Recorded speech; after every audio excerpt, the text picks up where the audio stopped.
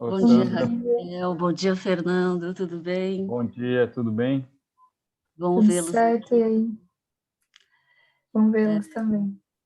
Que bom, que bom. Que bom, Fernando, a gente agora se vendo dessa forma. Pois é.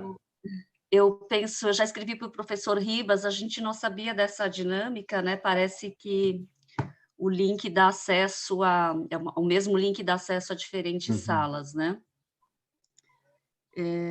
Eu fiquei na dúvida porque na programação estava 11h15 e no link que você mandou 11h30.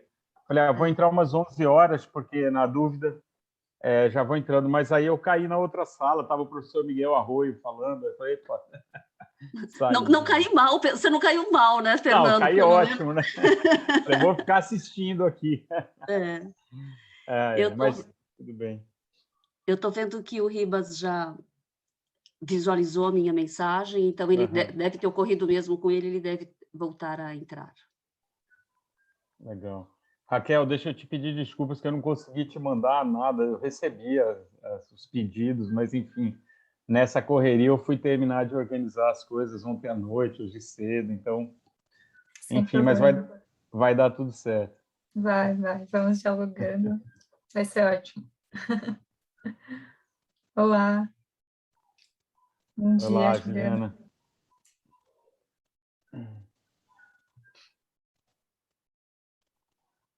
Bom. Podemos começar daí com você, Fernando? Podemos, Pode sem ser? problema.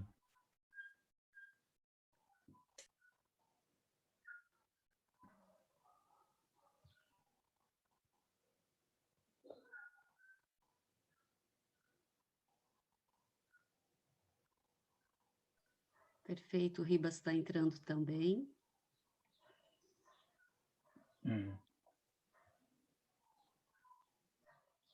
É a Isabelle que está no suporte. Da Softaliza. A gente já está sendo transmitido. Oi, bom dia. É o Matheus aqui, né? Oi, Matheus. Sim, já. Ok. A sala, como era o link contínuo, ela continua sendo transmitida. Perfeito. Como a gente está com algum atraso, eu penso que nós podemos, e atividades culturais estão disponíveis no Espaço Cultural, aproveito que eu estou aqui para avisar a todos que nós temos um espaço cultural no Congresso. Quem entra, não sei se o Fernando e o Ribas, a Raquel, acho que entraram de outra forma, né? Mas no hall a gente tem um espaço cultural, indico que vocês acessem, está muito lindo.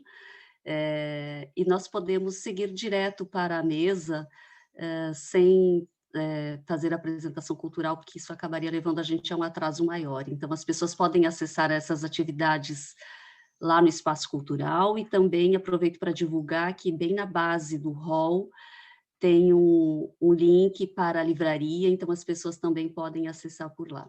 Olá, professor. Olá, consegue me visualizar ou ouvir? Sim, te ouvimos e te enxergamos. Ah, muito bem. Eu sou meio atrapalhado, mas bom dia a todos e a todas. Bom dia. Bom dia. Bom dia, bem-vindo. Raquel, eu vou fechar minha câmera e vou deixar vocês. Bom trabalho, estou aqui na escuta. Um abraço, boa sessão para todos. Obrigada, Sandra. Então, vamos dando início, né, mais essa conferência. Então, bom dia a todas e todos, né, que estão nos acompanhando aqui, aos conferencistas, né, professor Clarilton, professor Fernando, em seguida também vou apresentá-los, né, melhor.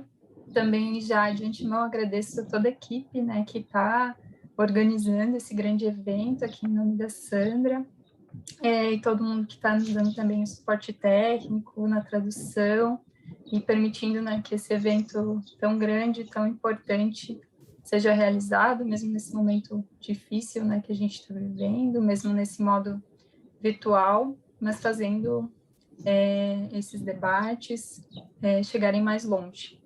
Então, eu sou a Raquel Roden, eu sou militante da Coordenação Nacional do MAB, o Movimento dos Atingidos e Atingidas por barragens. Eu sou mestranda também na pós-graduação em Educação Científica e Tecnológica aqui na UFSC, Universidade Federal de Santa Catarina. Eu vou estar coordenando, então, essa conferência, que se chama Crise Ecológica e Reação Anticapitalista. Também, brevemente, eu vou fazer aqui a minha autodescrição, para quem não pode nos ver, né, nesse momento. Então, eu sou uma mulher branca, tenho cabelos louros escuros, estou vestindo uma blusa verde escura também, e ao fundo é possível ver algumas imagens numa parede branca e também a bandeira do movimento dos atingidos e atingidas por barragens e uma janela cinza. Então, a gente vai ter cerca de em torno de 40 minutos para cada um dos nossos conferencistas, e também, em seguida, abriremos para pergunta, para o debate, então fiquem à vontade para ir registrando as perguntas de vocês aqui no chat, que é a nossa forma de interação, né, ao longo do debate. E esse debate, com certeza, né, será muito rico. Então, sem mais delongas, né, já iniciamos com um pouco de atraso.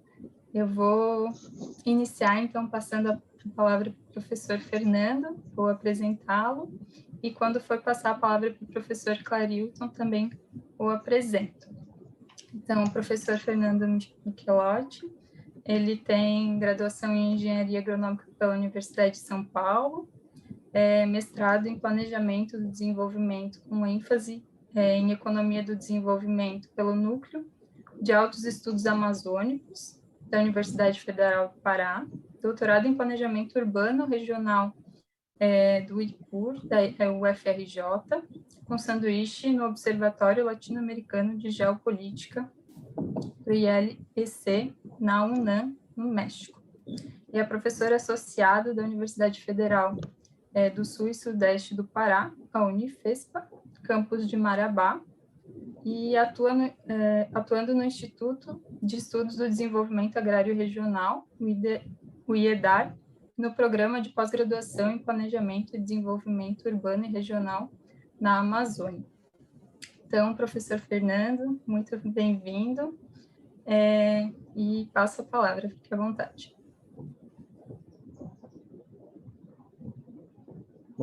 Obrigado, Raquel, pela apresentação e bom dia a todos e todas que estão participando dessa importante conferência. O professor Ribas também, queria saudá-lo aqui. Vai ser um prazer estar dialogando com vocês, né? Então, eu preparei uma apresentação e eu vou tentar compartilhar a tela aqui. Aí, por favor, me avisa se está dando certo aí o aparecimento dela. Tudo certo. Tudo certo, né? Então, eu tentei organizar uma apresentação dialogando com o tema da conferência que foi proposto pelos organizadores, de quem também eu gostaria de parabenizar, né, pela organização de um evento tão importante, né? Então, a ideia da crise ecológica e reação anticapitalista.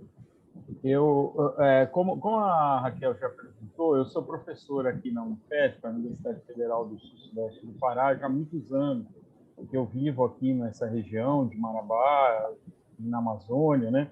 Então, também a minha fala vai estar bastante situada. Eu vou tentar trazer elementos de como eu tenho debatido esse tema da crise ecológica, das lutas de resistência, mas, como vocês vão ver na apresentação, muito centrada a partir da realidade do contexto amazônico, né? Então, só passando o slide.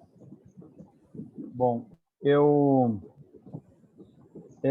queria iniciar só de maneira muito rápida, trazendo alguns fundamentos, né, que organizam, então, do ponto de vista mais teórico, a minha apresentação, sem tentar ser exaustivo nessa parte, mas eu acho que é importante também situar quem está aqui no diálogo, né, de como é que eu fundamento, então, a leitura que eu estou fazendo, né? Então, para a gente pensar a crise ecológica, ou da forma como eu penso a crise ecológica, ela tem como base a ideia, né, de que o capitalismo histórico, né, vive uma crise civilizatória. Eu estou dialogando com autores como Immanuel Wallerstein, Anister Senha, né, em que duas ideias chaves assim, vão dar suporte para essa minha construção. A ideia de que o capitalismo tem cada vez menos capacidade de apresentar soluções para os problemas que ele mesmo cria, né? Então, como resultado dessa incapacidade, a gente vê um movimento crescente de militarização e de autoritarismo no mundo. E nessa perspectiva de crise civilizatória, as lutas atuais passam também pela disputa do futuro. Quer dizer, a gente não está falando nos marcos de luta simplesmente pela disputa da apropriação da riqueza gerada pelo capitalismo, mas também uma forte disputa sistêmica, né, pela crise, pelo que pode emergir de sucedâneo ao próprio capitalismo. Então, esse movimento autoritário do capitalismo, da reação do capitalismo pelo autoritarismo, ela também se dá contra a emergência de alternativas civilizatórias. Então, muito das lutas contemporâneas, e a questão ecológica vai estar fortemente marcada por isso, né? Ela também se dá no sentido de um movimento autoritário do capitalismo de barrar as alternativas civilizatórias que emergem dessas lutas sociais, né? Dentro desse marco geral, então, da crise civilizatória, chamo a atenção para uma crise econômica. Então, como crise civilizatória, ela se expressa de múltiplas dimensões, né? Então, é uma crise de múltiplas dimensões. Uma dimensão importantíssima da crise é econômica, né? Que se traduz de forma direta como uma dificuldade crescente do capitalismo alcançar sua reprodução ampliada, que é fundamental para a própria manutenção do sistema. E aí eu dialogo bastante com vamos dizer, as construções teóricas do David Harvey, quando ele vai dizer que essa crise econômica que dificulta a reprodução ampliada do capital, ela impulsiona um movimento de ajustes, né, espaço-temporais, ou seja, o deslocamento dos espaços de acumulação no tempo e na geografia, no espaço, elas são um mecanismo importante de busca de superar as dificuldades e as crises econômicas, né? E é nesse contexto que cresce e ganha centralidade os processos de acumulação por espoliação, que vão estar diretamente relacionados com pelo menos 3 elementos que marcam, que para mim são importantes para pensar a crise ecológica atual. A necessidade de dominação territorial. Então, o capitalismo tende a expandir seus espaços de dominação territorial. Nesse processo, uma mercantilização total da vida, então, um movimento de transformar tudo em mercadoria, e num processo em que as rendas de monopólio, né, a renda pelo monopólio da terra e da natureza, ganha importância crescente nesse movimento de busca pela acumulação, tá? E então, finalmente, a ideia da crise ecológica, né, é marcada por 2 pilares que também me parecem importantes a gente estar atento. A ideia de fratura metabólica, que autores aí que vêm da origem do Marx e que o John Bellamy Foster vem desenvolvendo, né? Ou seja, que esse processo de dominação capitalista das relações sociedade e natureza, ela gera uma fratura metabólica que quebra não só as formas, né, originais de relacionamento sociedade e natureza, mas que cada vez mais dificulta a própria continuidade da vida, né? E essa fratura metabólica, então, ela vai se dar pela própria mediação do trabalho capitalista, né, dominado pelo capital, mas também pela expansão geográfica, onde cada vez mais os circuitos, né, de produção e de consumo vão estar dissociados, onde você quebra um ciclo da natureza em que as matérias derivadas do processo de produção e de consumo deixam cada vez mais de serem parte da ciclagem que recupera a fertilidade dos solos e da natureza para serem transformadas em extração, pilhagem de um lado e rejeito, poluição de outro, né? Mas, ao mesmo tempo, a segunda ideia, e aí eu finalizo essa introdução mais teórica, é uma ideia que vem do François Chenet e do Claudio Sarfati, de que a crise ecológica para o capital, ou a destruição da natureza para o capital, também é uma oportunidade de acumulação. Então, é mais fácil o capitalismo destruir a vida no planeta do que a crise ecológica por si destruir o capitalismo. O capitalismo também opera nessa lógica de acumulação por espoliação, de busca de novos espaços de acumulação, também buscando formas de ganho, né? Pela própria manipulação da crise. Então, a crise ecológica também vai estar no centro das disputas do processo de acumulação e reprodução do capital. Bom, esse é um arcabouço geral que sustenta, de alguma maneira, meus argumentos. E aí, nesse sentido, bom, assim, um quarto elemento, que é a ideia das lutas de resistência, que no Brasil o professor Carlos Walter Porto Gonçalves tem desenvolvido, que é pensar que, portanto, todas as lutas sociais que enfrentam esses elementos estruturais que estão postos, né, se apresentam como alternativa civilizatória, enfrentam o processo de mercantilização da vida, de dominação territorial, né, e consequentemente, enfrentam os elementos que sustentam essa crise ecológica, elas são lutas não apenas de resistência, no sentido de resistir ao avanço do capital e à espoliação, mas elas também podem se converter como lutas de apresentar outras formas de existência que podem apontar caminhos emancipatórios, né? Então, esses 4 pontos que eu queria demarcar, que ajudam a pensar, então, a forma como eu vou fazendo a leitura do tema que foi proposto para a conferência, né? E aí, nessa perspectiva, trazendo, então, para a análise mesmo, né, dos processos em curso, eu queria chamar a atenção para um primeiro processo para a gente pensar a crise ecológica e os conflitos socioambientais, sobretudo da Amazônia. É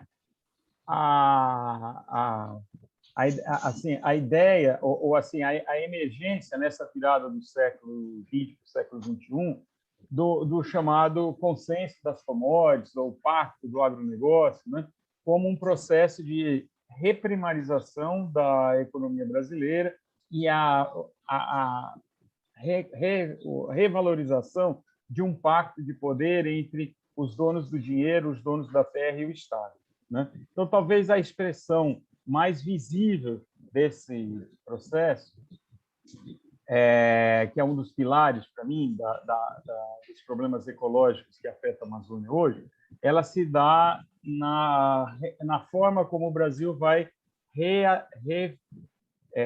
refazendo a sua forma de sua inserção na economia mundial, né? Que vão chamar de reprimarização, quer dizer, é um crescimento muito forte. Deixa eu mudar o ponteiro aqui. Então, a gente tem, na virada do século, um crescimento muito forte da curva das exportações. As exportações brasileiras passam a ter um papel-chave na estabilização da nossa economia, né? Mas esse crescimento das exportações tem uma mudança qualitativa significativa. Cai a importância dos produtos manufaturados, ou seja, produtos originários da indústria, e cresce significativamente a exportação, o peso das exportações dos produtos diretamente originados da natureza, né?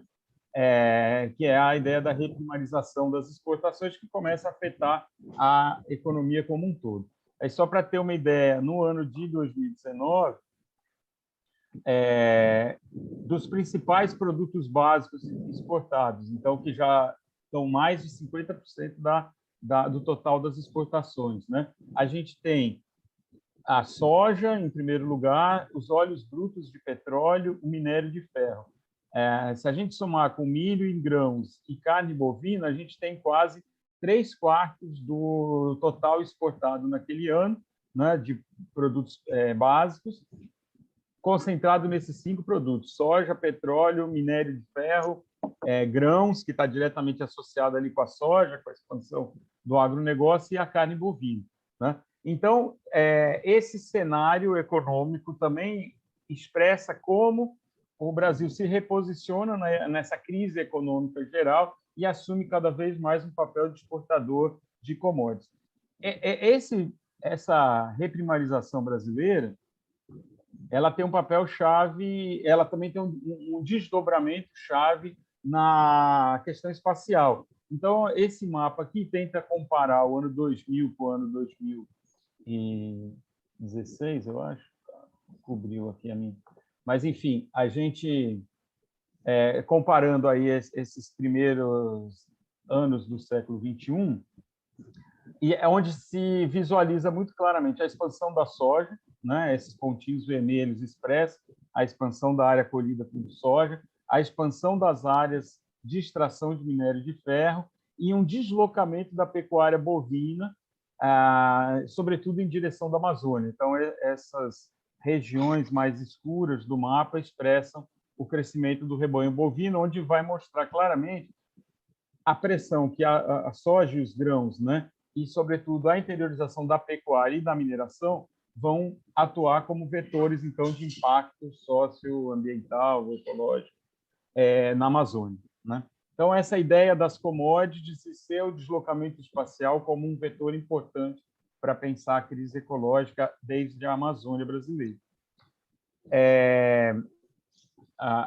Esse processo, então, de extração de soja, de pecuária e de minérios, né, ela tem uma marca profunda do que eu e outros colegas temos chamado de pilhagem, né, associando a ideia da fratura metabólica.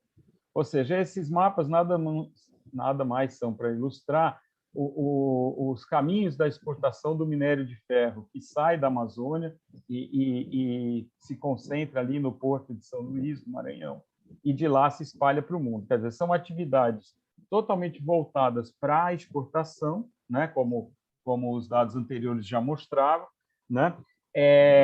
Então, que reforça um dos aspectos dessa ideia da fratura metabólica, ou seja, esse processo de expansão das commodities na Amazônia, ela não é um processo de desenvolvimento, não gera processo de desenvolvimento em que o ciclo de matéria e energia é utilizado e reutilizado na própria região. Ela é parte de um processo de pilhagem ou de saque, em que os produtos vão ser deslocados para grandes extensões, para grandes circuitos mundiais, né?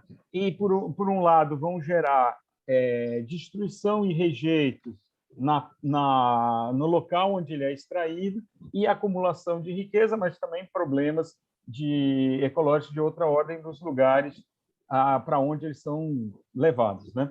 Então, essa ideia da pilhagem e essa ideia da fratura metabólica se expressa nessa inserção da extração dos produtos da Amazônia na ordem mundial e na produção de agentes de poder, né? A ideia do pacto de poder e seus agentes, como a empresa Vale, né?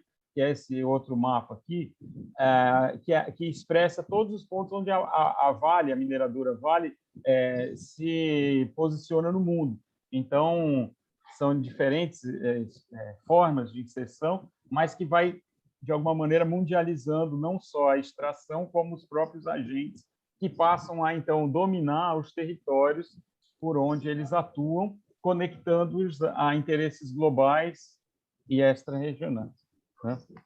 Bom, a expressão uma outra expressão dessa fratura metabólica, que ela se dá claramente, então, quando a gente olha os locais onde se gera essa produção de commodities e de onde se extrai essa riqueza, pela destruição ambiental, né?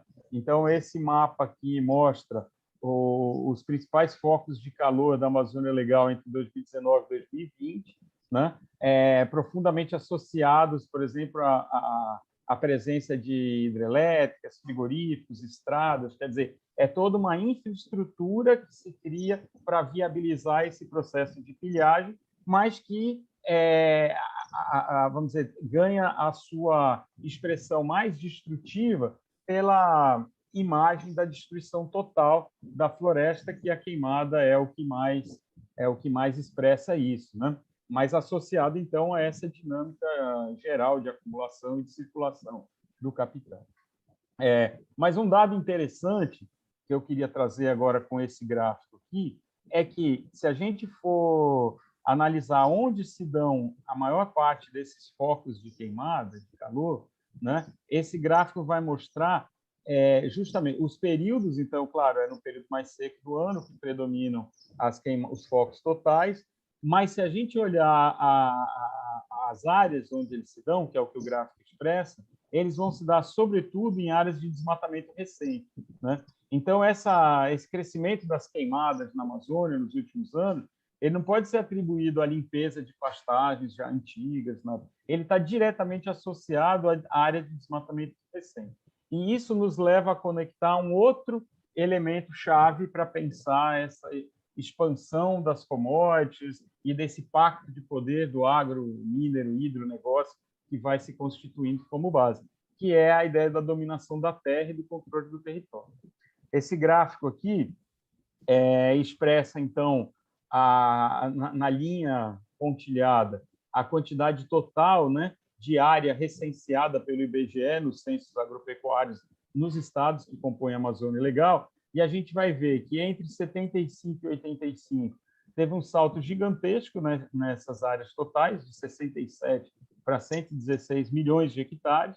Depois passa um período mais ou menos estabilizado na quantidade total, e agora, já de 2006 para 2017, tem um novo salto de 117 para 132, quer dizer, quase mais 20 milhões de hectares são incorporados, né? Então, enquanto o Brasil como um todo, praticamente a área total agropecuária tem se mantido, até sofrido pequena redução, na Amazônia ela está crescendo. Como a área não cresce, né, significa um processo de apropriação de novas terras, que são, sobretudo, a conversão de terras, bens comuns, né, terras ocupadas por povos indígenas tradicionais, em terras apropriadas privadamente, né?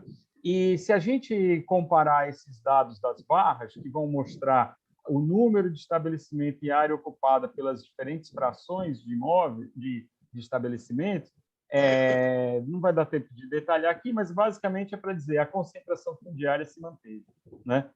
Em 2017 segue o mesmo cenário de anterior. Você tem praticamente 1% dos estabelecimentos que detêm quase 60% da área total. Então, esse processo de ampliação da área total, de apropriação da terra, não tem se dado num processo de distribuição, de colonização, de abertura para os pequenos, embora esse também esteja embutido, mas, sobretudo, um processo de manutenção da concentração fundiária na região como um todo, né? Esse próximo gráfico aqui mostra, então, como esse processo que demanda cada vez mais acumulação de terra associada a essa expansão das commodities, ela causa uma pressão, né, pela não realização da reforma agrária e reconhecimento dos territórios tradicionais. Esse gráfico aqui mostra como, desde o ano 2000, caiu significativamente a quantidade de terras homologadas como terras indígenas na Amazônia, e também uma tendência de redução das áreas desapropriadas para a reforma agrária, né? Então, é um processo que começa já desde os anos 2000, que é paralelo, né, ou consequência dessa pressão da expansão do agronegócio. E os três mapas aqui vão mostrar claramente que, embora a gente saiba que existem muitas terras indígenas, assentamentos, territórios de povos e comunidades tradicionais reconhecidos na Amazônia, mas o pico deles se deu até o ano 2000, né? Que é o primeiro mapa aqui. Depois, 2001 e 2007, já reduziu bastante a quantidade conquistada de territórios pelos povos, e de 2008 para frente a gente praticamente teve bloqueado esse processo, que coincide justamente com o pico de expansão do agronegócio, né? Então, nesse sentido, a gente cruzando esses mapas todos, a gente vai ter não sei se dá para ver muito claramente, mas as áreas onde se concentrou esse movimento de apropriação de terra, que é essa zona central da Amazônia, elas também exercem uma pressão não só de bloqueio a novas conquistas, como de pressão gigantesca sobre os territórios conquistados, que estão na raiz de muitos dos conflitos atuais, né?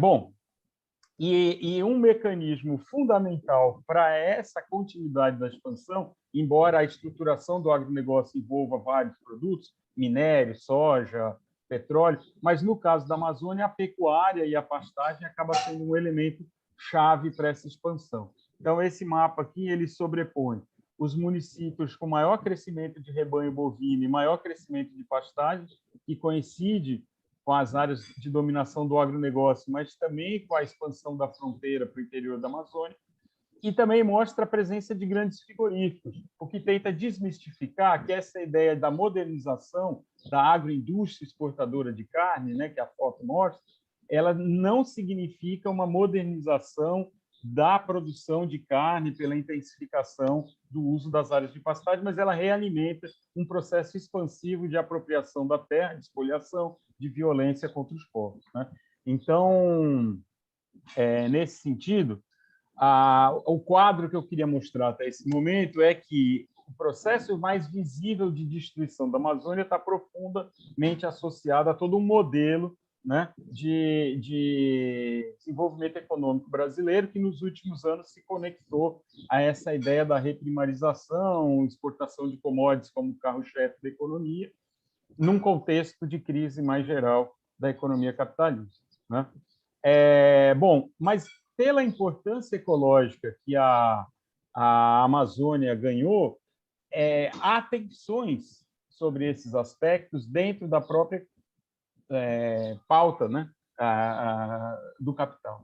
Então, de alguma maneira, a gente pode observar com atenção essas disputas intracapitalistas sobre a questão ambiental na Amazônia.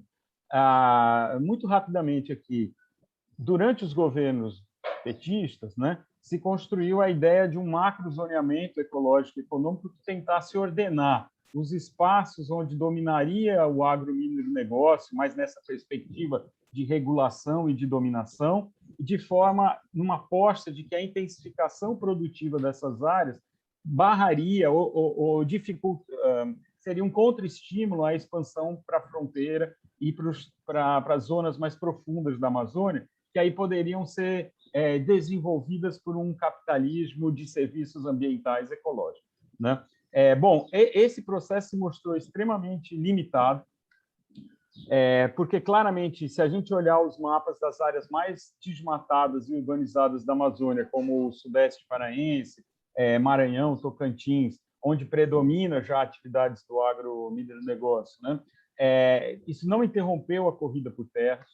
Nessa escala aqui, olhando desmatamento e violência, em que essas bolinhas aqui indicam a quantidade de pessoas assassinadas, né, entre 2000 e 2019, registrada pelos cadernos da Comissão Pastoral da Terra, a gente vai ver que há uma coincidência. Então, essa área que o zoneamento pretendia como uma área que alcançou um nível de modernização do agronegócio, ela continua sendo pressionada por uma corrida por terras, ela continua sendo palco de violência contra os trabalhadores, os povos do campo, além do desmatamento, né?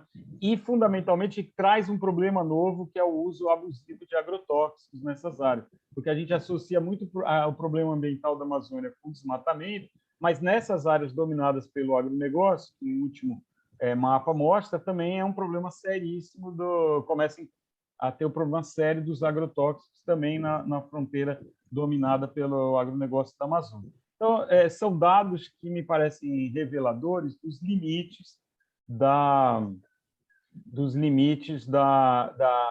dessa aposta de um capitalismo verde na Amazônia que levaria, vamos dizer, a uma dominação do agronegócio e da mineração nas áreas já desmatadas, associadas a uma certa vinculação aos serviços financiarizados serviços ambientais financiarizados nas áreas preservadas, sem falar na subordinação dos povos nas duas dimensões, seja numa aposta de subordinar os assentamentos ao agronegócio e subordinar os territórios preservados mais interiorizados da Amazônia à lógica do capital financeiro. Bom, como consequência, então, dos limites desse modelo do capitalismo verde e das pressões expansivas do agronegócio, a gente tem duas consequências que me parecem marcantes e que complexificam a luta, a problemática ambiental da Amazônia hoje, né? Para além dessa tentativa do capital de encontrar saídas para a sua própria crise ecológica, você tem, então, a emergência de um liberalismo autoritário no Brasil, que se expressa pela eleição do Jair Bolsonaro e de todas as forças que deram sustentação. Então, dá para ver que o mapa da votação do Bolsonaro na Amazônia coincide fortemente com aqueles mapas onde você tem expansão da pecuária, expansão da apropriação de terra, em que mostra a falta de uma alternativa realmente sustentável, né? Ela leva a uma certa hegemonia da ideia de apropriação privada e destrutiva, né? Então, é isso que dá sustentação ao bolsonarismo em boa parte da Amazônia, coincide com a área de expansão do agronegócio, com a mercantilização da terra e da natureza, agregada a um fator de militarização que não é exclusivo, né? Mas que revela como a Amazônia também está no centro dessas disputas geopolíticas pelo controle de territórios. Esse mapa aqui do Observatório Latino-Americano de Geopolítica vai trazer uma delimitação feita pelo Pentágono, né, do que eles vão chamar da brecha crítica mundial, que seria uma área onde você tem recursos territoriais estratégicos e, ao mesmo tempo, uma certa ausência de controle total da institucionalidade capitalista, que precisa de uma ação efetiva de controle militarizado, né?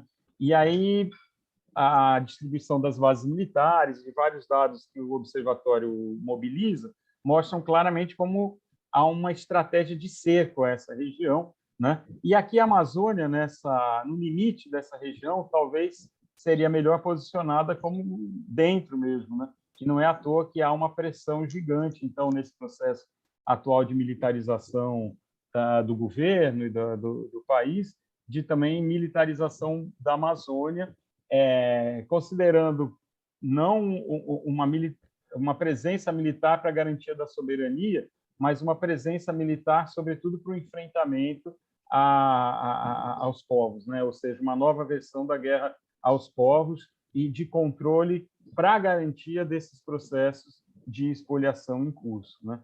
Então, na verdade, o pensamento militar está muito mais voltado em ocupar a Amazônia de forma mais incisiva para evitar, me parece, a emergência de formas alternativas, e aí a verdadeira ojeriza que os militares têm das conquistas indígenas é reveladora, muito mais do que para enfrentar, por exemplo, a perda de soberania sobre os recursos imposta pelas grandes corporações globais que pelo contrário, são estimuladas a estarem ali presentes, né?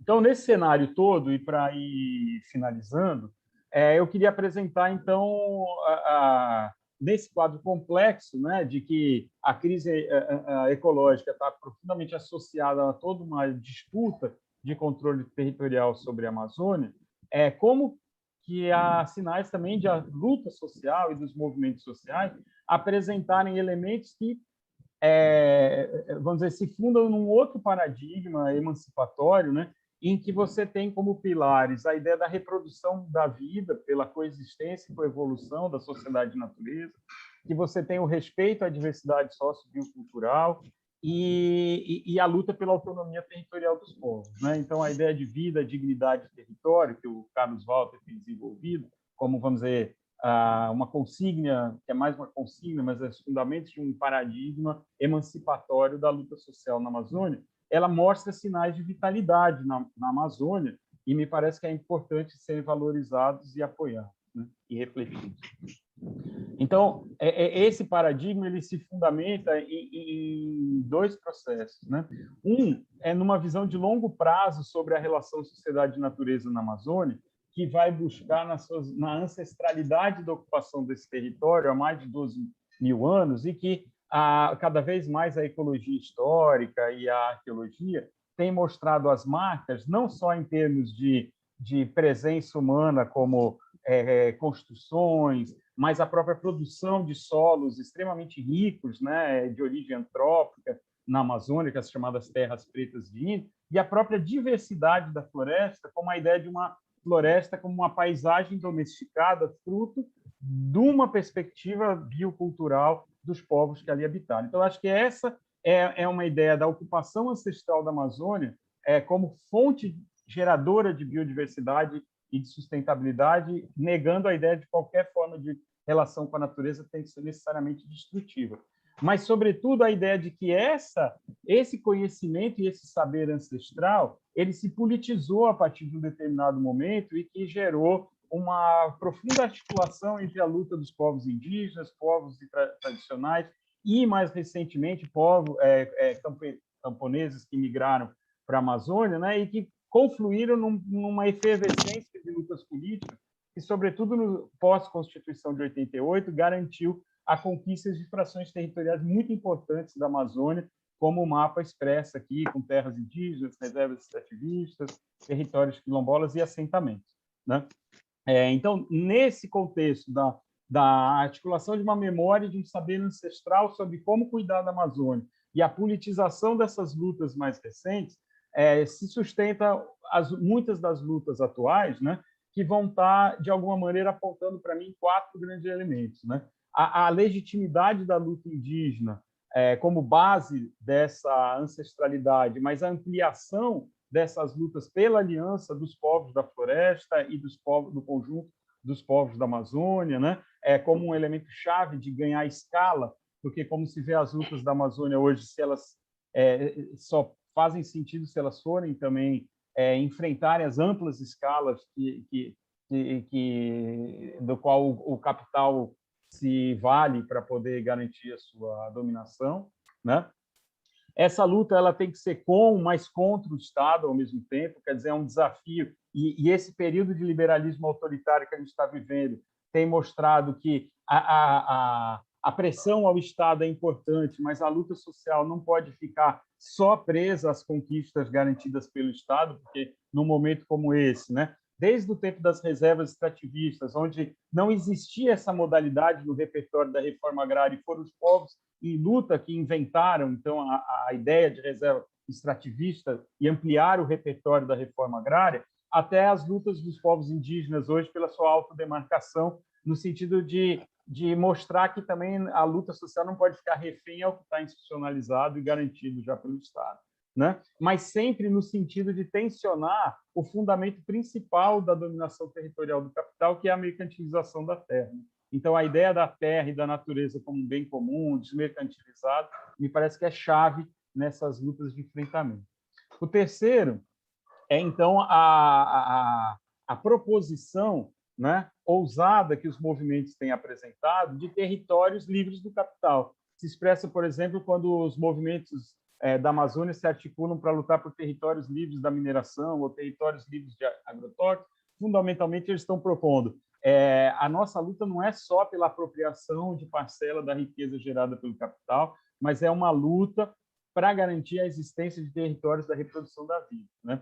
E esses territórios, o cuidar desse território e produzir comunidades é chave para, então, para a emergência de alternativas civilizatórias, né, que ganham densidade e dimensão profunda num contexto atual de disputa de paradigmas civilizatórios, de fato, né? Então, me parece que a educação do campo, a agroecologia com as características da biodiversidade amazônica e as práticas democráticas da vida cotidiana são 3 pilares chaves aí para pensar esse cuidado do território e a politização desses territórios como fonte de inspiração para as lutas emancipatórias em geral, né? E aí, só resgatando de novo esse mapa, não são poucos os territórios conquistados. Então, apesar desse quadro de crise complexa, né, que eu apresentei, eu queria terminar valorizando as conquistas já realizadas e a importância que esses territórios têm para apresentar, para além de uma resistência imediata contra a morte e a destruição,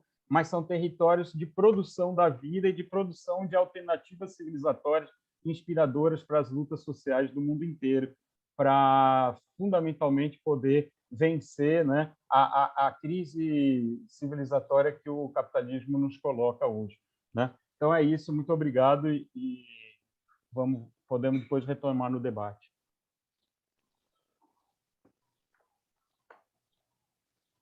Muito obrigada, Fernando. Excelentes contribuições, muito ricas. Antes de passar a palavra para o Clarilton, reforçar que vocês podem ficar à vontade, né, quem está nos acompanhando, fazer perguntas no chat também para promovermos o debate posteriormente. Então, antes de passar a palavra para o Clarilton, vou fazer uma breve apresentação também dele. Então, professor Clarilton possui graduação em Administração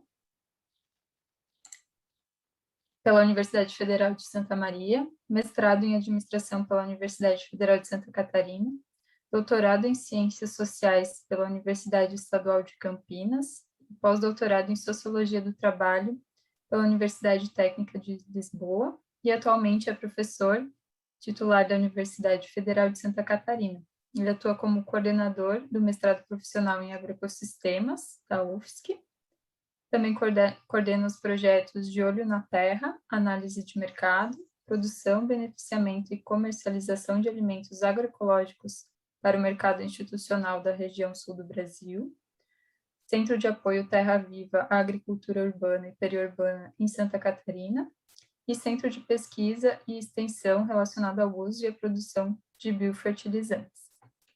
Tem experiência com agricultura familiar e organização pública, gestão agrária, agroecologia e plantas medicinais. Então, professor Clarilton, seja bem-vindo. Está com a palavra. Muito bem, muito obrigado. Uma boa tarde mais uma vez a todos, companheirinhos e companheirinhas que nos assistem. Agradecer a gentileza, a generosidade do convite, aos organizadores, cumprimentar pela beleza da iniciativa, agradecer ao professor Fernando, que acaba de ministrar uma formidável conferência aqui sobre a questão da Amazônia, onde se aprendeu muito. E, dito isso, vamos em frente. Eu vou tentar não falar os 40 minutos que foram generosamente me oferecidos para dar mais tempo para debate, na medida em que o que eu vou falar é bastante amplo e cabe aí horas e horas inteiras de fala, né? No entanto, talvez seja mais importante o que as pessoas têm para perguntar do que a gente tenha para dizer atualmente, né? Então, vamos lá.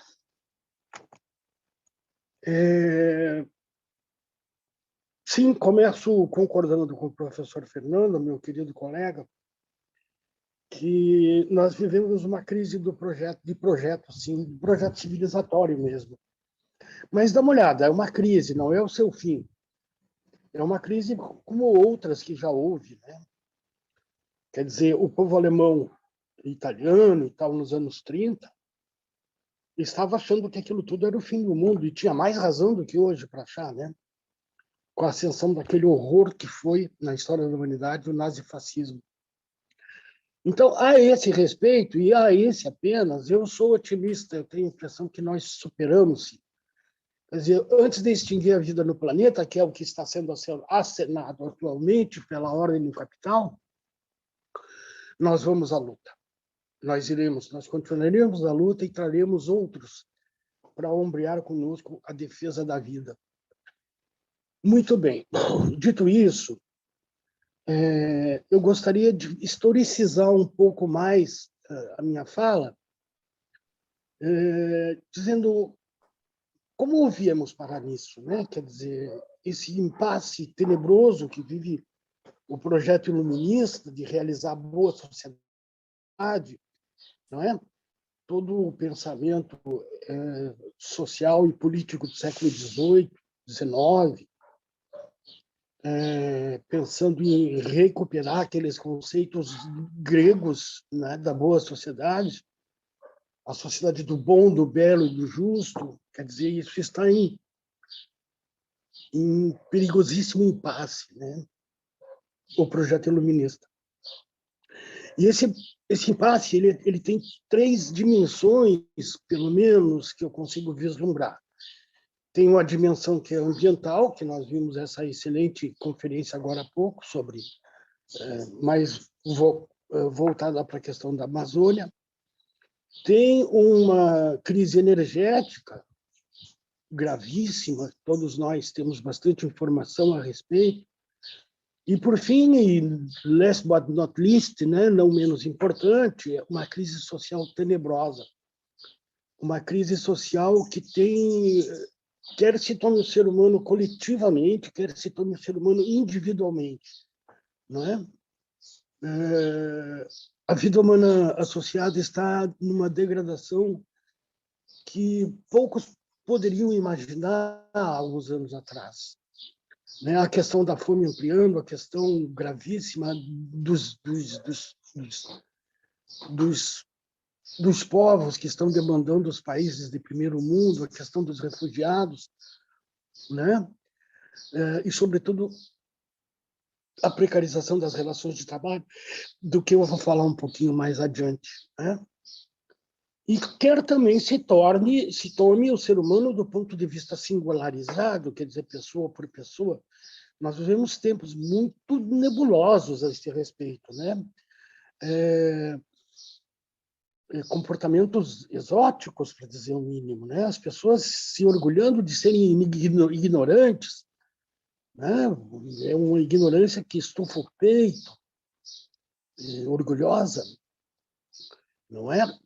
E, sobretudo, do ponto de vista individual e coletivo, há uma espécie de senso comum indicando que existe, enfim, a vitória definitiva da racionalidade liberal e que não há soluções para isso. Como dizia a senhora Thatcher em 1973, there is not alternative, né?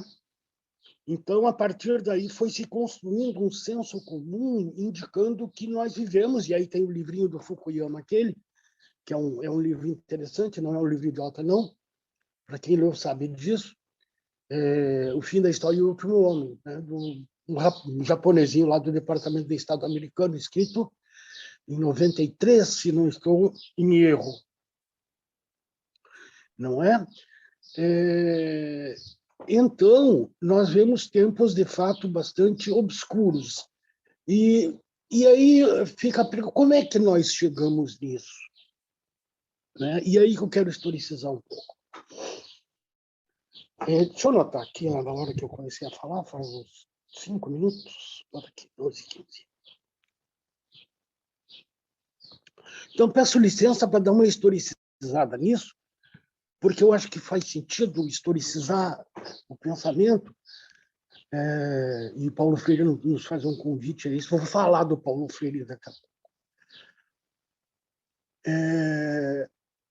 Dá uma olhada, a humanidade, ela viveu um período de um certo conforto, mais ou menos de 45 a 75.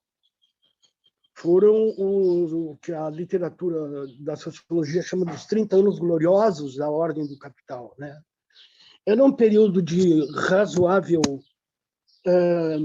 harmonia social, digamos assim.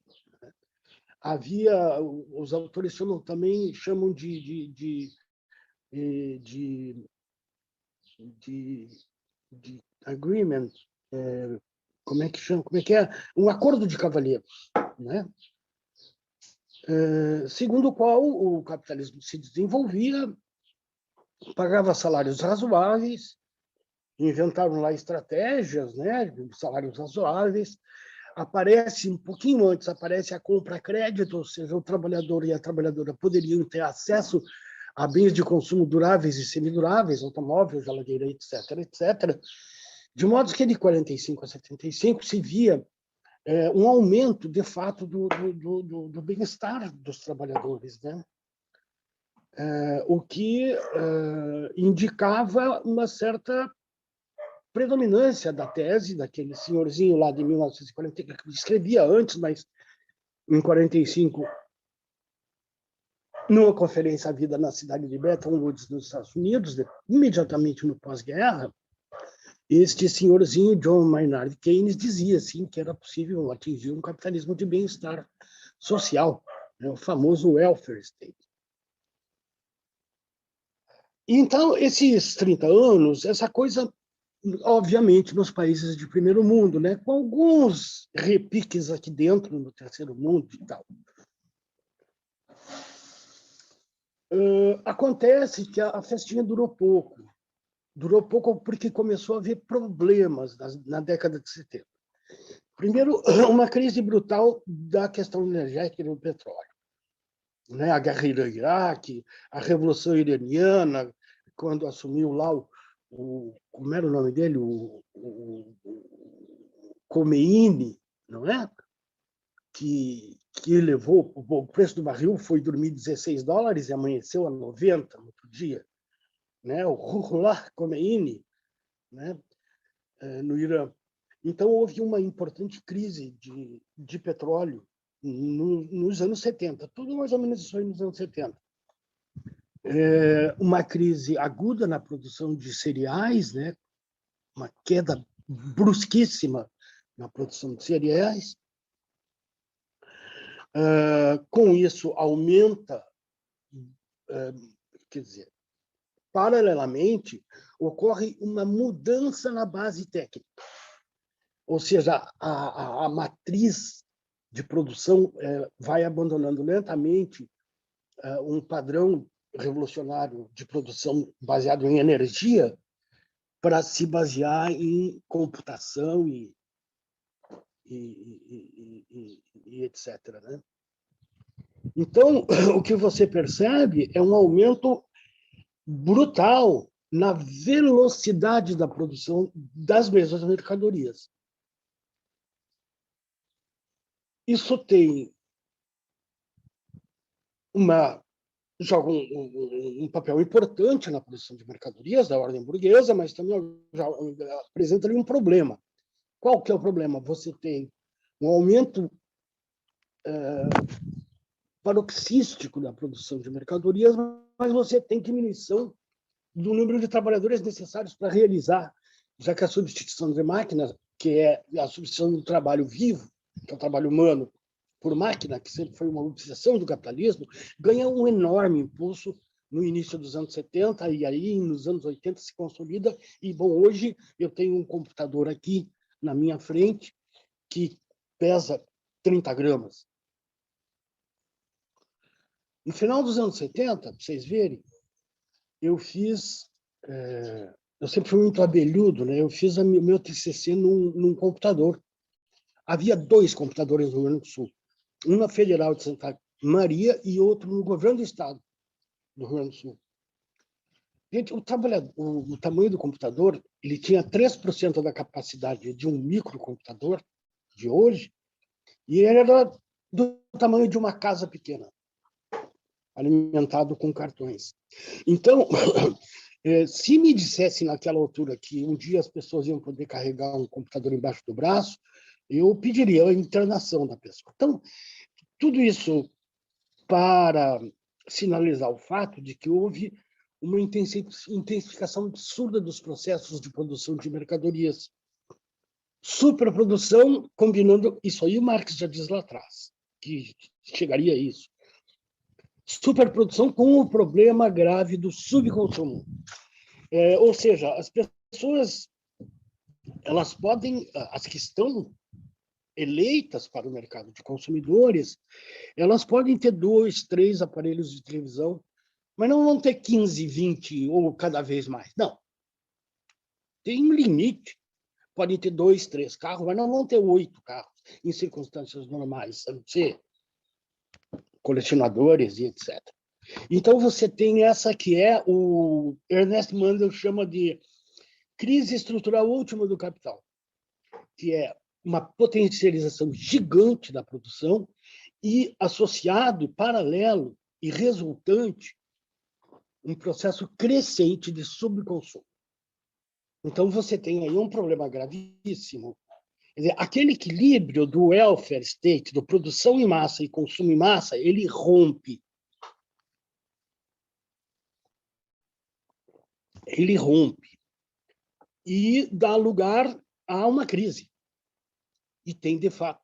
Agora, dizer que o capitalismo teve crise é dizer que o capitalismo respira, porque a crise é a essência do capitalismo. Não existe capitalismo sem crise. A crise, no capitalismo, ela serve justamente para ele se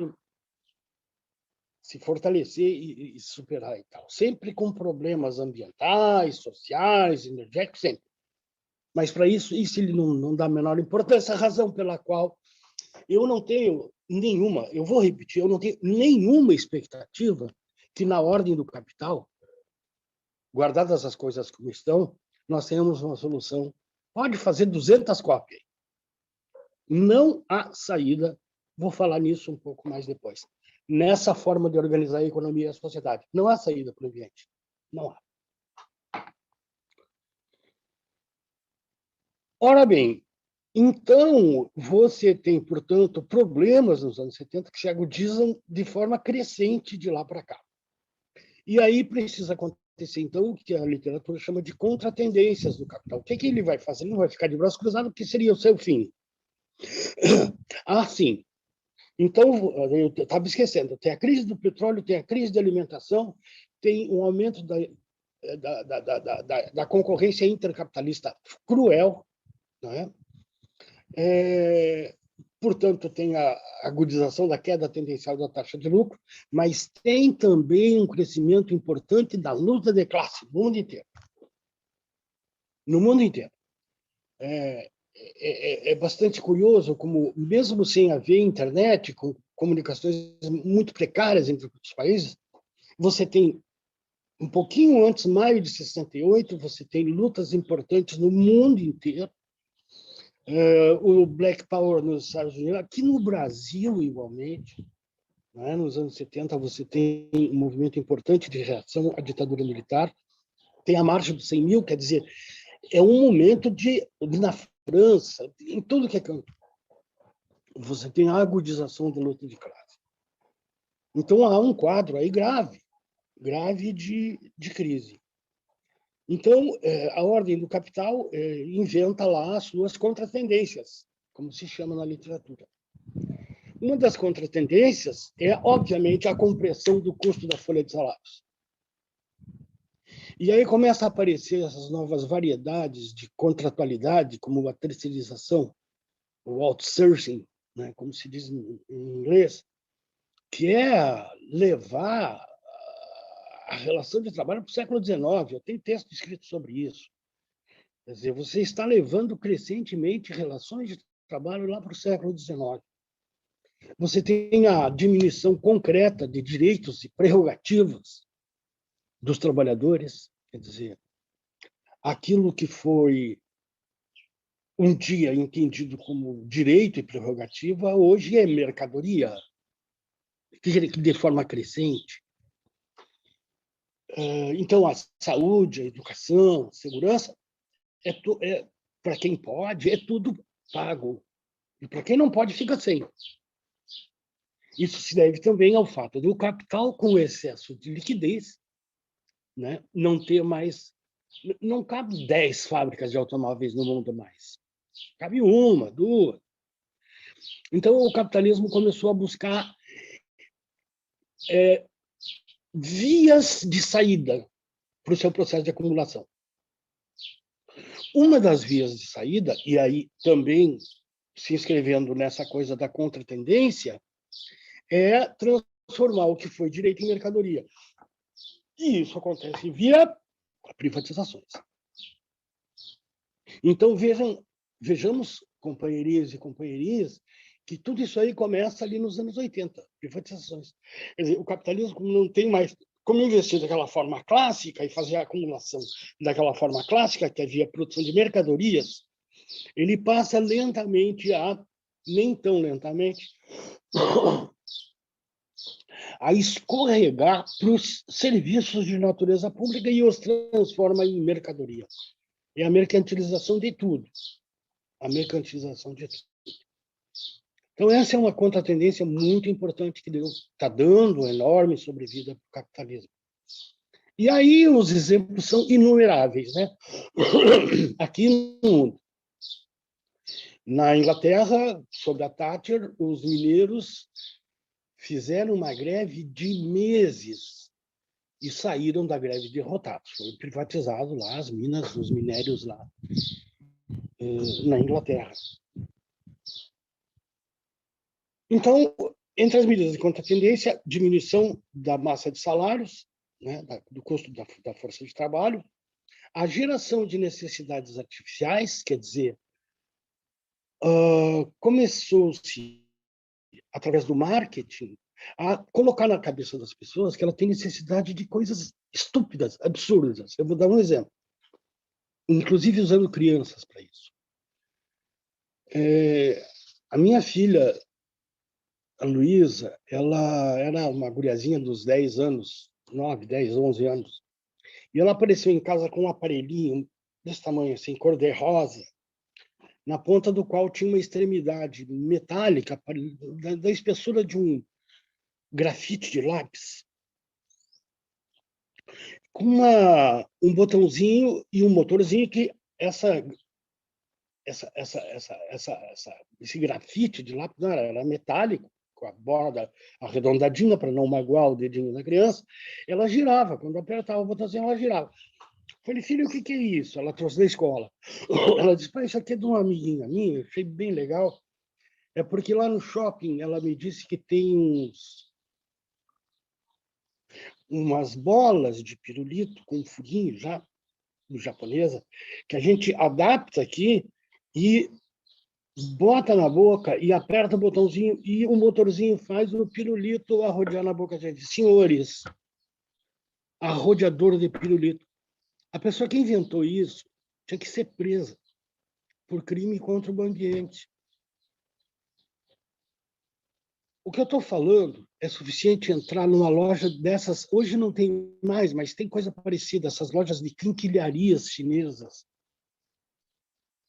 Quase nada daquilo presta ou tem utilidade.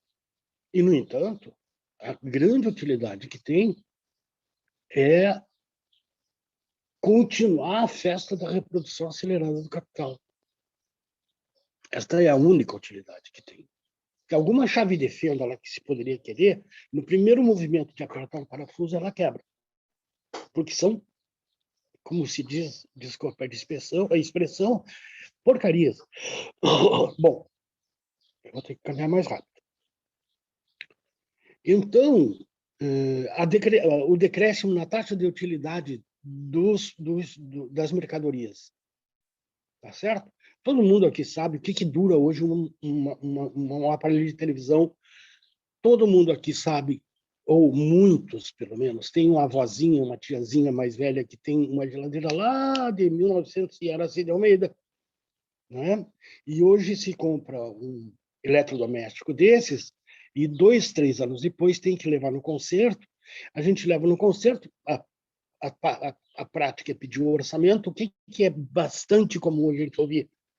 Ai, moço, é mais fácil o senhor pegar esse liquidificador ou ventilador, sei lá o quê, comprar outro porque sai mais caro consertar. É isso, é a taxa de encurtamento da vida útil dos produtos. Medida de contratendência do capital.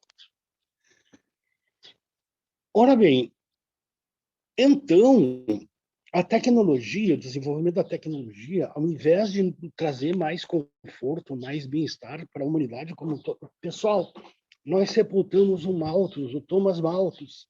Lembram? Aquele que dizia que a fome era uma inerência da humanidade, inescapável, porque a produção de alimentos sobe numa proporção aritmética e a proporção de pessoas sobe numa proporção geométrica e a proporção de alimentos sobe numa proporção, e o crescimento da produção de alimentos nasce de uma forma aritmética. Lembram disso? Não sei se eu não fiz confusão. Vamos de novo. A produção de alimentos se dá numa proporção aritmética e a proporção de pessoas se dá, o crescimento das pessoas se dá numa proporção geométrica. Nós sepultamos o Malthus, porque tinha um senhorzinho lá também, o senhor Engels, que disse, espera um pouquinho, isso pode até verdade, mas a ciência também cresce numa proporção geométrica. Acertou. A fome hoje é decisão política da humanidade. A fome é uma desnecessidade da condição humana hoje. Nós temos comida para 2 vezes o planeta. 2 vezes o planeta. Na verdade, é um dado mais ou menos 5, 6 anos, 2,1 vezes os habitantes do planeta têm produção de alimento por ano para eles. Um dado da ONU. Bom, então essa foi a rápida historicização que eu fiz da crise, que nos levou ao impasse que nós temos hoje, que é ambiental, que é energético e que é social.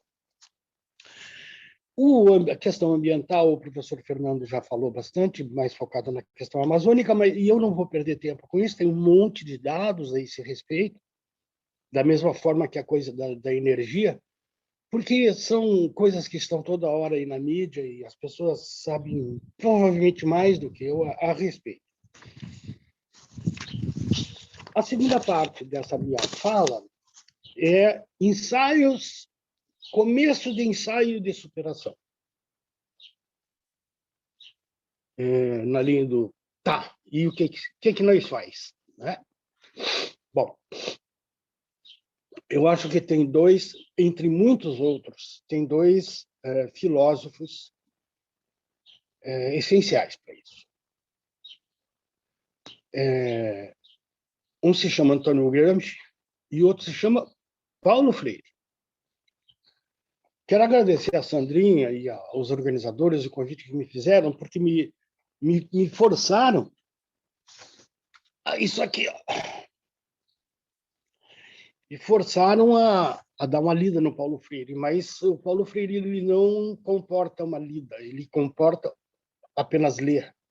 Paulo Freire precisa ser estudado, porque ele é um filósofo profundamente erudito, ele é um clássico. Daqui a 100 anos nós vamos estar lendo Paulo Freire, a humanidade vai estar lendo Paulo Freire, de novo, continuar lendo Paulo Freire. A direita tem toda a razão em odiá-lo, tem toda.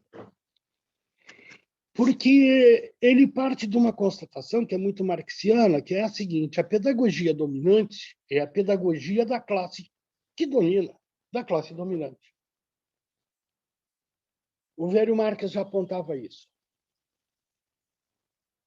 Gente, não é de graça que a ditadura militar inventou o Mobral. O Mobral é a representação ideológica do regime militar na alfabetização de adultos. Ora, o Paulo Freire é o contrário. Ele é justamente a antítese ao Mobral. Começa que ele diz, né? Ele dá de barato que não existe educação neutra, não existe pedagogia neutra, de maneira nenhuma. E o que precisa fazer é historicizar a ação pedagógica. Historicizar, situar o sujeito no mundo de tal forma que ele consiga desenvolver uma concepção de mundo criticamente estruturada. É o que Hegel chamava de Weltanschauung, que o Gramsci vai tomar também esse conceito. Quando você tem uma visão de mundo criticamente estruturada, a famosa passagem marxiana, você sai da condição de sujeito da história, de objeto da história, para ser sujeito da história. Você passa a ser um construtor, a partir da tomada de consciência das coisas como elas são, construtor das estratégias de saída. Isso se dá num processo de transformação da objetificação da história. Você transforma a história em objeto cognoscente, um objeto a ser conhecido. E a educação funciona, palavras do Paulo Freire, e eu só li ele uma vez e absolutamente suficiente. A educação como convocação, uma convocação para quê? Para a luta, para entendimento do mundo tal como ele funciona, para a superação daquela condição de acomodação, tá certo? Para uma inquietação intelectual que te force, que te empurre para essa tomada de consciência e, portanto, para fazer a construção de um senso crítico necessário para se insurgir contra a ordem das coisas. O Paulo Freire ele se refere muito à superação do fatalismo. Aquela superação do fatalismo que, diz ele, é o entendimento equivocado da noção de Deus. Eu sou um operário, eu sou um pobre camponês, porque Deus quis assim. Não é verdade. Isso não é verdade. Isso é uma construção cultural que foi transplantada para dentro do cérebro dessa pessoa. E é perfeitamente, não só possível, como desejável, a superação dessa docilidade do caráter nacional. É muito comum, o senso comum, dizer o brasileiro é muito dócil. Isso é culturalmente construído, pacientemente construído no imaginário das pessoas pela classe dominante. Então, a superação desse fatalismo, que é a chave para o entendimento da pedagogia freiriana. É uma ação pedagógica para a liberdade, para sair da acomodação.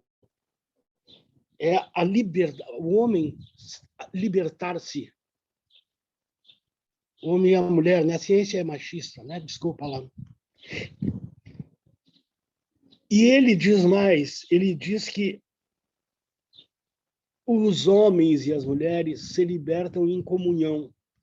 Eu acho formidável essa sacada dele, porque é justamente no momento em que nunca o eu, o ambiguocentrismo esteve tão proeminente na organização da subjetividade humana. Ele acredita que só e somente só através da comunhão é possível conquistar novos tempos. Então, a ação pedagógica é, sobretudo, para o Paulo Freire, uma ação cultural. Uma ação cultural de crítica, contrária ao que ele chama de concepção bancária da educação. Concepção bancária é aquela no qual um pretenso educador, porque para ele existe o educador educando e o educando educador, que é uma concepção fantástica, onde todo mundo aprende com todo mundo. A concepção bancária é a concepção do Mobral, aquela que o sujeito que o objeto da ação pedagógica é apenas depositado nele, conhecimento pronto, mastigado, definitivo e inquestionável. E aí vem aquela famosa e conhecidíssima máxima, né, do Paulo Freire, quer dizer, não basta saber que Eva viu a uva. Não basta saber que Eva viu a uva. É preciso compreender qual a posição que Eva ocupa no contexto social, quem trabalha para produzir a uva e quem lucra com esse trabalho. Então, vejamos que ele é um profundamente marxista. Mas o bacana é que ele é um marxista meio capoeirista, assim, sabe? Uma coisa brasileira. Uma coisa muito próxima da nossa cultura, né? Tá certo?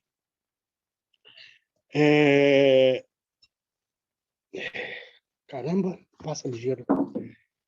E eu anotei aqui que horas eu comecei, não acho mais. Deixa eu ver. 15, já deu meia hora. Cara, vou ter que correr. Bom, como é que eu poderia correr? Agora que eu ia entrar no central da coisa, que é o pensamento do Gramsci. Pessoal, eu vou começar a alinhavar o fim aqui já. Primeiro, dizer que eu não sou especialista nem em Gramsci, não sou especialista nem em Paulo Freire, não sei. Aliás, eu acho que eu não tenho nenhuma especialidade. Eu sou um curioso e um leitor cuidadoso.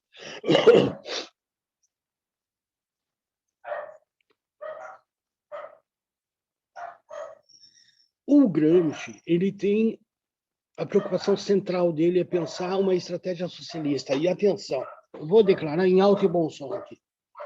Não existe saída nem ambiental, nem energética, nem social se nós não encararmos de frente a tarefa histórica de construir algum socialismo. Algum socialismo. A receita de bolo dele, não tenho, desculpem. Mas nós vamos construir juntos. Se é verdade que nós acreditamos no Paulo Freire, que diz que a emancipação ela é coletiva. Ela se dá de forma... Como é que ele usa a expressão? Não fugiu aqui agora, eu anotei, mas... Em comunhão. Tá? Então, o Gramsci ele pensa na construção de uma estratégia socialista, não nos padrões clássicos, como ocorreu em 17 na Rússia. Ele está pensando no sul da Itália, que é católico, muito ignorante, rural, e com uma enorme interferência da Igreja Católica atrasada, reacionária, que para eles são intelectuais. O Gramsci diz que não existe não intelectuais. Todos nós somos intelectuais. Uns são orgânicos, outros não. Outros são tradicionais. Como ele diz, não se pode separar o homo faber do homo sapiens. Quer dizer, não se pode separar o homem que faz do homem que pensa. Portanto, todos nós temos a capacidade de formular e de conceber uma visão de mundo. E aí, freiriano. Na verdade, o freiriano é gramsciano nessa hora. Então, ele tem essa concepção de pensar uma estratégia que seja útil para a compreensão do Ocidente, da estratégia de construção do socialismo no Ocidente. E no Brasil nunca foi tão útil se pensar, e tão urgente, e tão necessário, se pensar numa estratégia de construção de socialismo. Pois é, agora que eu ia falar da coisa dos intelectuais, da hegemonia. De qualquer forma, é o seguinte: todos somos intelectuais, alguns ocupam uma função no mundo da política. Eu sou um, todos os que aqui estão assistindo e participando de alguma forma, são todos intelectuais e que têm um papel a ser desempenhado no mundo das ideias, da política e da organização da sociedade. Na construção de quê? Na construção de uma contra-hegemonia, de uma nova hegemonia, de uma forma coletiva de se pensar a sociedade que tenha capacidade, que tenha o condão de superar esse impasse terrível civilizatório que a humanidade vive. E isso consiste em partilhar, alargar a aderência das pessoas, através da ação pedagógica freiriana, a uma nova forma de organizar a sociedade civil, de organizar a sociedade política, através de transformações, e essa noção me parece muito boa, de transformações moleculares da sociedade. Nós não temos os grandes meios de comunicação, não temos essa ferramenta poderosa de hegemonia. mas nós temos o vigor, a força e a potência dos nossos argumentos na construção dessa reforma intelectual e moral, como diz o Gramsci. Eu gostaria de falar mais, mas não vou fazer isso. Não vou avançar no tempo. Na construção do que ele vai chamar de vontade coletiva, nacional e popular. É isso, precisamente, que é a nossa tarefa histórica.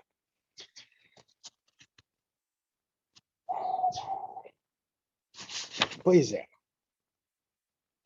Pois é. Então, companheirinhos e companheirinhas, é isso que eu gostaria de dizer, entre outras coisas. Então, por fim dizer, reforçar que a única chance de salvar a vida no planeta, e o professor Edmundo já dizia que essa vida está sob risco, a única forma de salvar a vida no planeta é construir algum socialismo. Eu estou matematicamente convencido disso. Muito obrigado, abração, e se alguém quiser levantar alguma questão que eu possa ajudar, obrigado.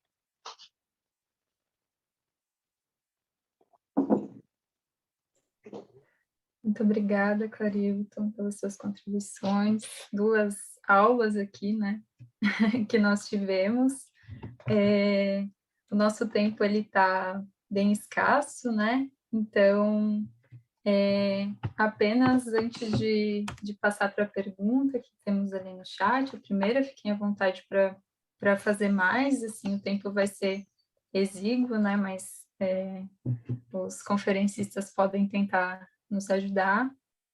Eu vou fazer a leitura apenas de um pequeno trecho aqui do livro Pedagogia da Autonomia, que eu acho que conversa bastante com as 2 falas, que é o progresso científico e tecnológico que não responde fundamentalmente aos interesses humanos, às necessidades da nossa existência, perdem, para mim, sua significação. Todo avanço tecnológico haveria de corresponder o empenho real de resposta imediata a qualquer desafio que pusesse em risco a alegria de viver dos homens e das mulheres. Então, é justamente nesse sentido, né, que o capitalismo caminha desde a sua concepção, na verdade, e principalmente agora, né, sobre os territórios, sobre a mercantilização dos nossos bens, né, dos nossos direitos, e fundamentalmente sobre a vida. Então, eu vou passar aqui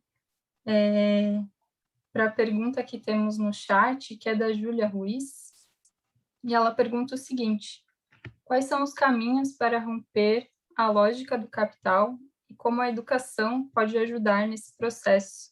Eu peço licença para fazer um adendo na pergunta da Júlia, talvez um olhar especial para o papel da universidade, especialmente a universidade pública, né? Então, volta a palavra ao Fernando para fazer sua contribuição e depois ao Clarilton.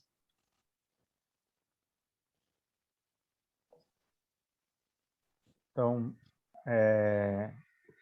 bom, antes da questão, parabenizar também o professor Ribas pela excelente palestra dele, e muito interessante, né? Aportou, acho que, vários elementos ricos aqui para o debate. Sobre os caminhos para romper a lógica do capital. Então, tomando o cuidado para não parecer, uma pergunta importantíssima, mas uma pergunta em aberto, né?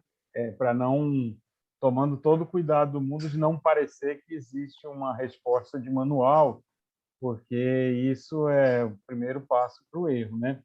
Porque, como eu tentei mostrar, e acho que o professor Ribas também, o capital tem uma capacidade inventiva. Se a gente falou o tempo todo que o capitalismo tende a nos levar à destruição, né, por várias dimensões compostas, social, econômica, ambiental, civilizatória, enfim, mas, ao mesmo tempo, o capitalismo, concordando com o professor Ribas, a ideia da gente assumir que tem uma crise civilizatória não significa uma crise final, e muito menos que essa crise final vai dar origem a uma sociedade melhor, né?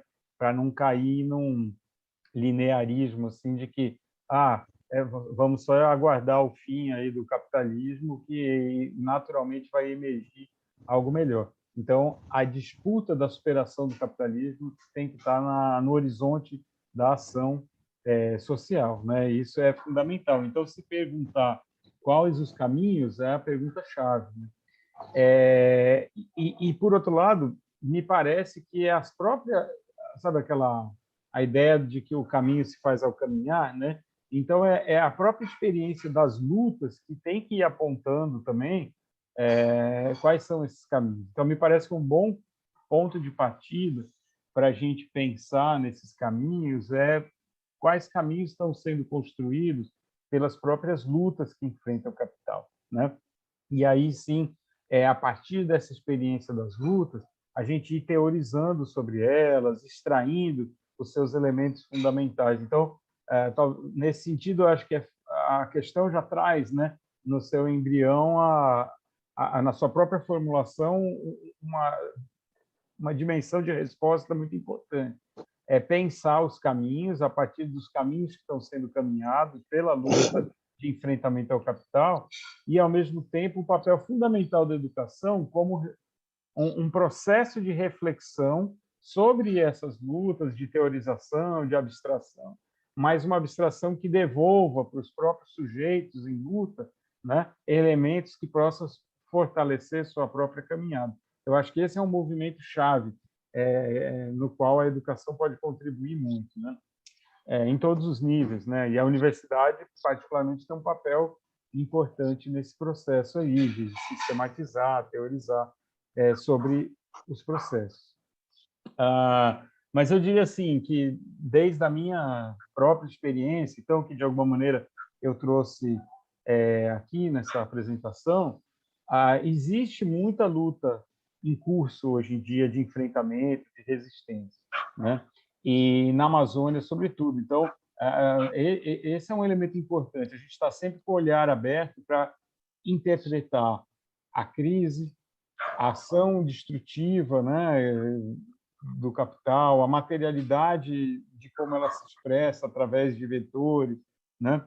Mas, ao mesmo tempo, de estar atento para os processos de resistência em curso, porque, senão, às vezes, a nossa própria prioridade a interpretar os processos destrutivos, ela acaba invisibilizando os caminhos que estão sendo construídos, né? Então, estar atento a essa dupla dimensão dos processos, da destruição, mas também das resistências, parece chave aí, né? Ou, como disse o professor Ribas, de pensar a hegemonia, mas também a construção das resistências, da contra-hegemonia e dos processos efetivamente emancipatórios. Desse leque de lutas que eu tenho percebido na Amazônia, então é importante a gente estar atento para aquelas que, de fato, enfrentam os elementos estruturantes da ação do capital.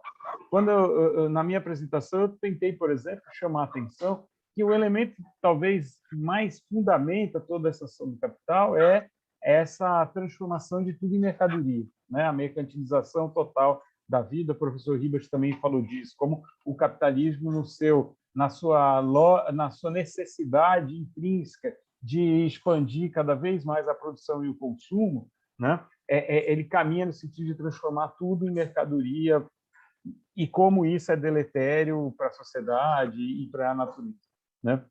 Então, se a gente concorda com essa perspectiva, essas lutas que enfrentam a mercantilização, ou que atuam no sentido de desmercantilizar processos vitais, territórios, elementos da vida, né? Elas são lutas chaves. Então, me parece que aí também a gente tem que fazer, tem a possibilidade de fazer um exercício de hierarquização das lutas, não no sentido de que uma é necessariamente mais importante ou que um sujeito é mais importante que o outro, mas, de fato, enxergar aquelas lutas que vão na raiz, né, do enfrentamento à lógica do capital. E me parece que a desmercantilização da vida é um dos elementos importantes. E a produção, então, de experiências de organização da vida em outra lógica é outro elemento fundamental. Por isso que eu insisti, talvez na última parte, na importância desses territórios, dessas terras e territórios conquistados pela luta social na Amazônia, e de como ali pode emergir processos, né, ou como ali se produz processos que apontam alternativas fundamentais para pensar outras lógicas de organização da vida. Então, concordando, né, com o que o professor Ribas falou, né, de que não dá para ter perspectiva de luta sem pensar em algum tipo de socialismo, né, mas concordando também e tomando cuidado para não parecer que o socialismo é um modelo pronto de sociedade, mas pensando como um processo de construção, mas que fundamentalmente qual é a diferença em relação ao capitalismo? Se o que coloca o capitalismo coloca no centro o capital e as suas demandas de acumulação e de reprodução acima da vida, o socialismo é colocar a vida, a sociedade, né, a vida social, a vida em sociedade como elemento central. Então, como que a experiência de luta, a prática cotidiana dos territórios pode nos apontar caminho de reorganização da vida na sua relação com a natureza, que é o tema principal de hoje, mas nas suas próprias formas de relacionamento entre as pessoas, de relações sociais, de processos de organização política e etc., né? De produção de tecnologia, de produção de conhecimento. Então, desde essa escala do cotidiano, onde se produzem alternativas de fato, né? E me parece que a educação tem um papel chave, né? Então, pensar uma educação emancipadora no sentido de apoiar e dialogar com essas experiências de outras formas de organização da vida, mas também não ficar restrito à escala do território, à escala da vida cotidiana, para não também cair num certo localismo, como se a somatória de pequenas experiências localizadas desse conta de apresentar alternativas e enfrentar esse modo de produção e de organização da vida comandado pelo capital, pela sua dimensão internacional. Então, também, como que essas experiências vão sendo sistematizadas e geradas um processo de intercâmbio e de troca que vai construindo sistematizações em outras escalas, né? Inclusive nas escalas de enfrentamento maiores, e também é palco de disputas e de articulações daqueles que lutam e enfrentam o capital. Então, me parece que a educação atravessa todas essas dimensões, né?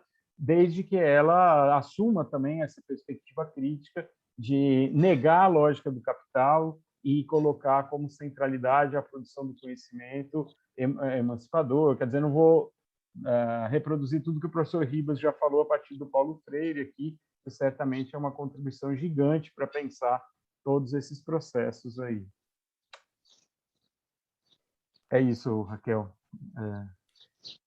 Muito obrigada, Fernando. De imediato, eu já passo, então, para o professor Ribas. Fique à vontade. Eu sugeriria humildemente a coordenação. Companheirinha, o seu nome, por favor.